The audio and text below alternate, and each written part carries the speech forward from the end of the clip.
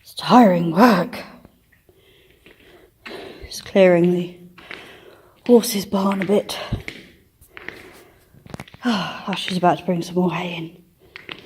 So I need to get rid of a load of the muck. Mucky horses. Hey, Gonzo. This used to be a cattle court. So the feed, silage will be put up there on that walkway. And then these bars, while they're not very wide apart here, this bar is movable and it moves to one side. And then when this bar moves to one side, this gap here then becomes really quite big. So there's one there, oops, one there, there's one there. So it opens them all up and allows the cows to get their heads in. And I would like to use this because actually it's really useful for the horses. I mean, not for our little diddy miniature Shetlands, but everybody else could eat that way. But it's a bit rusty, hasn't been used for quite a while. So one of my plans is this summer is to try and get that back working. It does move a little bit. There's a lever at one end, and that's what you just lift the lever up and it pushes this bar at the top here across, and then that opens them all up. So that's one plan for this summer.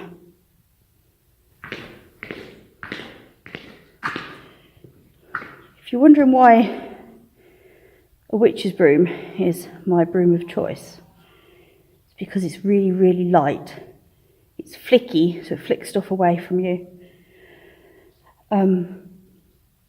They're no good in the wet though. In the wet I use a normal broom that everyone else uses, but I like the fact this is so light and it makes life easier. Now, you store it. If you store it that way up, you'll ruin it. These must be stored upright like that.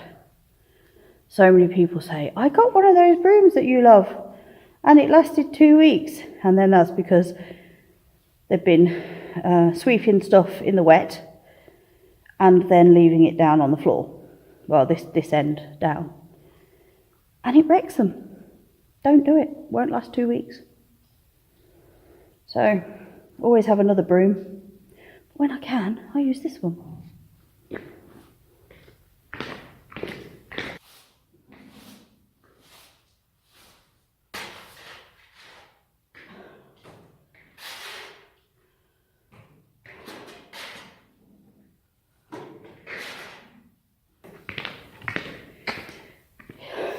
So important to me that my tools are lightweight. A lot of people don't really think about that. They just go out and they buy tools. Don't think about them. This is called a future fork. It's plastic at that end, aluminium in the middle, and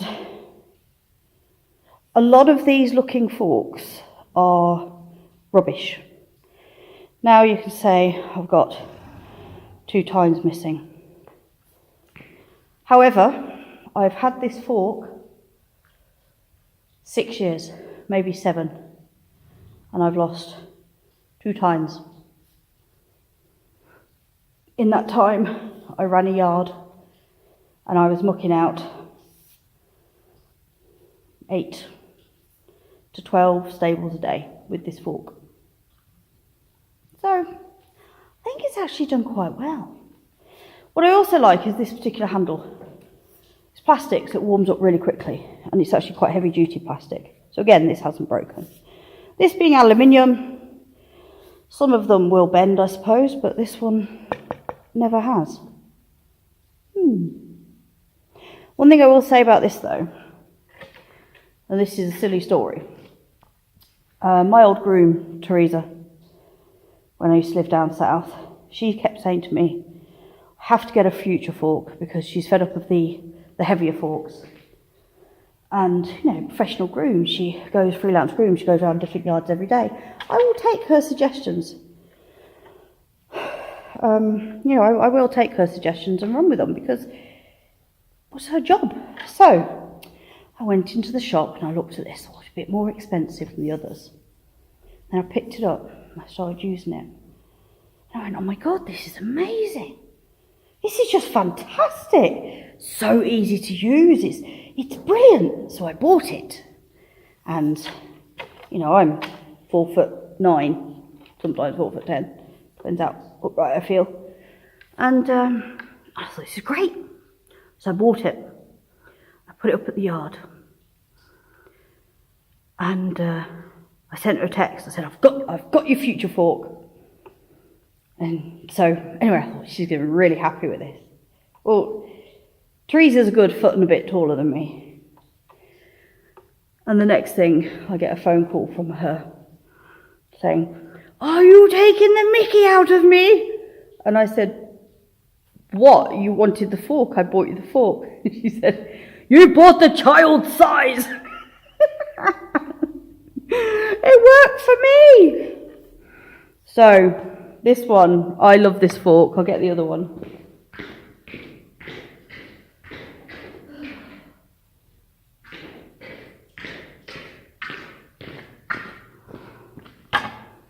Difference. Oops. My fork. Adult fork. I do use this one occasionally, but I don't like the straight handle. This isn't actually a future fork. This is a rip-off of a future fork. But you've got the two handles, and you've got the bigger rake at the bottom. I didn't know. It felt good for me.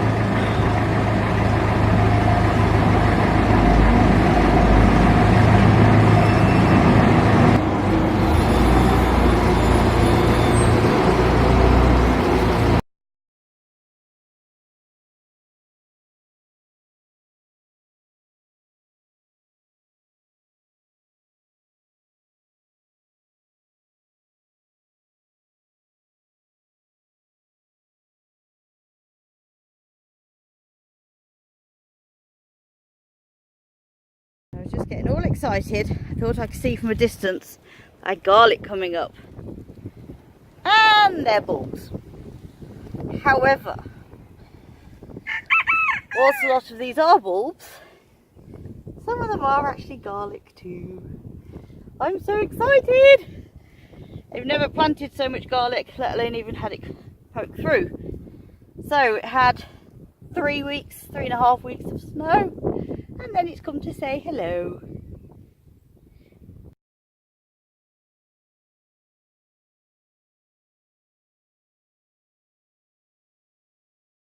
It's not just the hens that follow me around. I'm in the back garden, playing in the garden, and all the roosters are following me around now. There's my 3 little lemons, who are lovely. This is Scotty.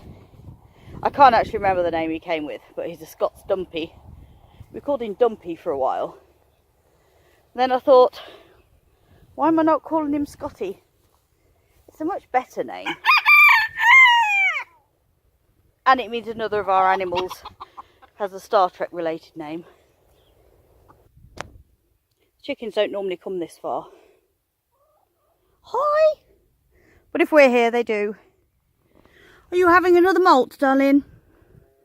It's molting time. Hello. Say hello. Say hello. Oh, okay. Bye-bye. See you later. Okay, there will be a compost heap. It's currently a muck heap, as we call it with horses. That's mostly horses, bit of sheep, everything else like that. It's not very big, that one. However, this one is enormous.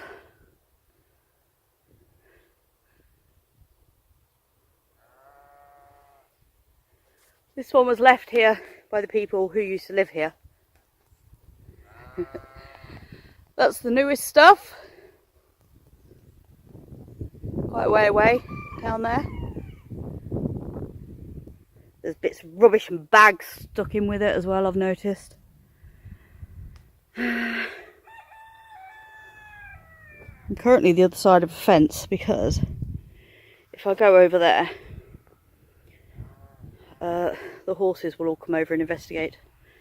Those are the horses over there.